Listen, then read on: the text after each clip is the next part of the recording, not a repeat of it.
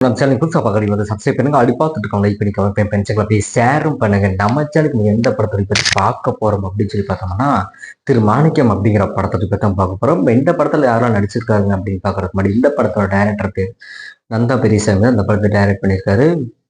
Okay, Nanda Periyasamy இதுக்கு முன்னாடி என்னென்ன படம் பண்ணியிருக்காரு பார்த்தீங்கன்னா, ஒரு கல்லூரியின் காதல் கதை அப்படிங்கிற ஒரு படமும் பண்ணியிருக்காரு. அதில் ஆலியா ஹீரோவாக பண்ணியிருக்காரு.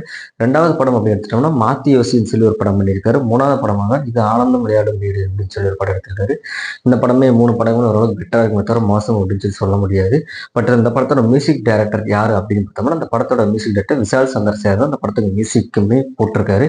சுருக்கி அப்படிங்கிறப்ப இந்த படத்தில் யாரெல்லாம் நடிச்சிருக்காங்கப்பா அப்படிங்கிற மாதிரி ஒரு ரிசல்ட் வரும்ல. இந்த படத்தில் நடிச்சவங்க யாரு அப்படின்னு பார்த்தோம்னா, நம்ம சமுத்திரக்கனி சார் நடிச்சிருக்காரு, லீட் ரோல் பண்ணியிருக்காரு. அனன்யா மேடம் நடிச்சிருக்காங்க. அனன்யா என்னென்ன படம் பண்ணியிருக்காங்க அப்படிங்கிறது நிறைய பேருக்கு தெரியாது. நாடோடிகள் மற்றும் எங்கேயும் எப்போதும் சொல்லி 2 படத்துல நடிச்சிருக்காங்க. இவங்களை தாண்டி படத்துல வேற கேரக்டர்ஸ் அப்படின்னு பார்த்தோம்னா, நம்ம நாசர் சார் நடிச்சிருக்காரு, சின்னி ஜெயன் நடிச்சிருக்காங்க, இளவரசன் நடிச்சிருக்காங்க, பாரதி ராஜா சார் நடிச்சிருக்காங்க, வடிவுக்கரசி நடிச்சிருக்காங்க, ஸ்ரீமன், அது மட்டும் இல்லாமல் சாம்ஸ், கருணாகரன் இப்படி நிறைய ஆர்டிஸ்ட் இந்த படத்தில் நடிச்சிருக்காங்க.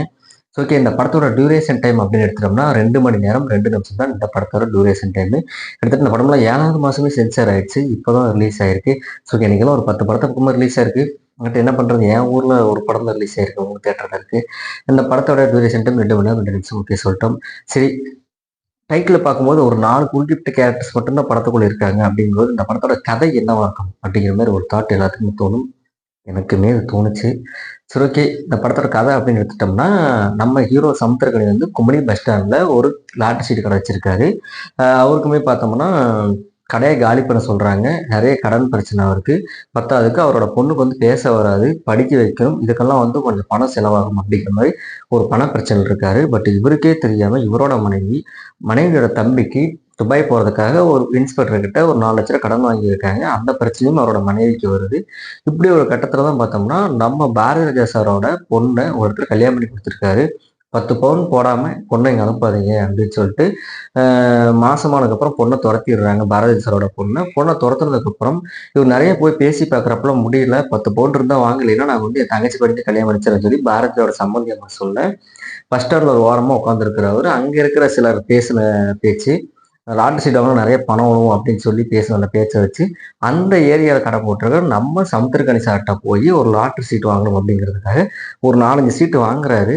பட் இருந்தாலும் ஒரு திடீர்னு இடுப்புல பார்க்குறப்ப அந்த லாட்டரி சீட்டு வச்சிருந்த ஒரு 500 பணம் எங்கேயோ மிஸ் ஆயிருது. அதுதான் அவர் பேர் என்னன்னு தெரியாது, அவர் யாருன்னு தெரியாது. பட் அவரோட கவலை, அவரோட புரிதல் மட்டும் நம்ம சமுத்திரக்கனி சார் தெரியுது. பட் இருந்தாலும் 2 நாள் கழிச்சு தான் தெரியுது, நம்ம பாரதிய சார் வாங்கின அந்த ஒரு சீட்ல 1,50 கோடி பணம் விழுந்திருக்குது அப்படிங்கிற ஒரு விஷயம் வந்து தெரிய வருது. அப்படி தெரிய வந்தாலுமே கூட அந்த இடத்துல அவரோட கஷ்டம் புரிஞ்சு எப்படியாச்சும் அவர்கிட்ட போய் அதை கொண்டு போய் சேர்த்துணும்னு சொல்லி நம்ம சமுத்திரக்கனி சார் நினைக்கிறாரு. பட் இருந்தாலும் அதுக்குள்ள பார்த்தோம்னா இது அவர் மனைவிக்கு தெரிய வர, நம்ம சமுத்திரக்கனி சாரோட மனைவிக்கு தெரிய வர, நம்மளே இங்க 1008 பிப்பிள் இருப்போம், அவர் தான் காசு தள்ளையில, காசு தள்ளிக்கிறப்ப அது நமக்கு தானே சொந்தம், நீ கொண்டு வான்னு சொல்லி அதை வாங்குறதுக்கு கொண்டு வாடிச்சு முயற்சி பண்றாங்க. பட் தான் சமுத்திரக்கனி சாருக்கு வந்து மனசு அடிச்சுக்குது, அது அவருக்கு தான் போய் சேரணும் அப்படின்னு சொல்லி பட் இது எப்படியாச்சும் எங்க இருக்காருன்னு கண்டுபிடிச்சு அந்த சீட்டை பிடுங்கி அந்த பணத்தை நம்ம வச்சுக்கணும்னு சொல்லி நம்ம சமுத்திரக்கனி சாரோட மனைவி அனன்யா நினைக்கிறாங்க. பட் அதை நினைச்ச மாதிரி சமுத்திரக்கனி சார்கிட்ட அந்த பணத்தை கொண்டு வந்து அவனோட மனைவி வாங்கினாங்களா, இல்லை அந்த பணம் பாரதிய சாருக்கு போய் சேர்ந்துச்சா, இதுக்கிடையில யாரெல்லாம் அந்த பணத்தை கொடுங்கறதுக்கு முயற்சி பண்றாங்க அப்படிங்கிறதா இந்த படத்தோட கதையே. கொஞ்சம் லென்த்தா சொல்லியிருப்பேன்னு நினைக்கிறேன். பட் இருந்தாலும் படத்துல பாசிட்டிவ்ஸா அப்படின்னு எடுத்துட்டோம்னா, போட்டோகிராஃபி ஆகட்டும், ஒளிப்பதிவு ஆகட்டும், ஆர்டிஸ்ட் ஆகட்டும், டெக்னீஷியன்ஸா இருந்தால் அந்த படத்துல எந்த ஒரு குறையும் நீங்க சொல்ல முடியாது. ஏன்னா படம் முழுக்க குமரி மற்றும் இடுக்கி அப்படிங்கிற கேரளா பகுதி சேர்ந்த சில இடங்களை சுற்றி தான் அந்த படம் மூவ் ஆயிட்டு இருக்குது. அதே மாதிரி படத்தில் நடித்த ஆர்டிஸ்ட் அப்படின்னு எடுத்துட்டோம்னா நம்ம சமுத்திரக்கனி சார் வழக்கமாக தெரியும், கருத்து பேசுவார், நேர்மை, நீதி, நியாயம் அதெல்லாம் எங்கேயுமே பேசியிருக்காரு. பட் இருந்தாலும் பெருசாக புதுசாக ஒரு சமுத்திரக்கனி சாரை பார்க்குற மாதிரி தெரில, ஓரளவுக்கு ஓகே அப்படின்னு மாதிரி இருந்துச்சு. அனன்யா மேடம் அந்த 2 படத்தில் பார்த்து அனன்யாவோட அது கணவருக்கு ஒரு கஷ்டம் தெரிஞ்ச உடனே அந்த தாலியை கழட்டி டிஃபன் பாக்ஸுக்கு போட்டு கொடுத்துட்டு ஒரு ஃபீல் ஆகிற அந்த சீன் பார்த்தீங்கன்னா அப்படிங்கிறதாகட்டும், அதே மாதிரி எப்படியாச்சும் வீட்டுக்காரர் அதை கொண்டு வரணும் அப்படிங்கிறதுக்காக என்னென்னமோ பண்ணுவாங்க. நானும் குழந்தைங்களாம் சாகுறோம் அப்படின்னு சொல்றதும், அவரோட தம்பிக்கு ஃபோன் பண்ணி சொல்றதாகட்டும், இப்படி சில விஷயங்கள்லாம் வந்து நடிப்பு பின்னி எடுத்துட்டாங்க. ஏன்னா சமுத்திரகாணி சாரோட கேரக்டர் தெரிஞ்சுதான். பட் அனன்யா மேடம் இந்த படத்துல கொஞ்சம் புதுசா தெரிஞ்சாங்க. ஒரு மனைவியா செம்ம ஸ்கோர் பண்ணிட்டாங்க அப்படின்னு கூட சொல்லலாம். பார்த்தோன்னா இளவரசி சார் பார்த்தோம்னா வெளிநாட்டுல பணம் போல கிரிப்டோ கரன்சி அப்படி இப்படின்னு சொல்லி தங்க நாணயம் தான் போட்டு அதையும் இதையும் பேசி மாப்பிள்ளைக்கு பணத்தை கொண்டு வான்னு சொல்லி நம்ம சமுத்திரகாணி சாருக்கு மாமனாரும் நடிச்சிருக்காரு. இவங்களை தாண்டி பார்த்தோம்னா பாரதி ராஜா சார் ப்ளஸ் வடிவுக்கரசி அவங்களுக்கு பொண்ணும் நடிச்சவங்க. இவங்கெல்லாம் பார்த்தோம்னா பாரதி ராஜா சார் மேல ஒரு ஃபீல் வரணும். பட் இருந்தாலுமே கூட ஃபர்ஸ்ட்ல ஒரு சீன் காட்டுறாங்க, அதுக்கப்புறம் அந்த சீட் அவங்களுக்கு தான் விழுந்திருக்குது அப்படிங்கிறதுக்காண்டி இவர் வந்து அந்த சீட்டை அவங்ககிட்ட கொடுக்கணும், அவங்க பட்ட கஷ்டம் அப்படின்னு நினைச்சிட்டே சமுத்திரகாந்த் சார் ட்ரை பண்றாரு.